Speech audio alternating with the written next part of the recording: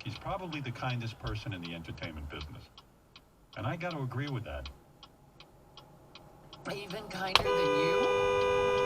Probably not. Howard is the only interviewer on earth who can Right ask a through a rock red star light. of his stature what the hardest thing to get off a dish is. I love how John was a fan of the industrial sink and hose.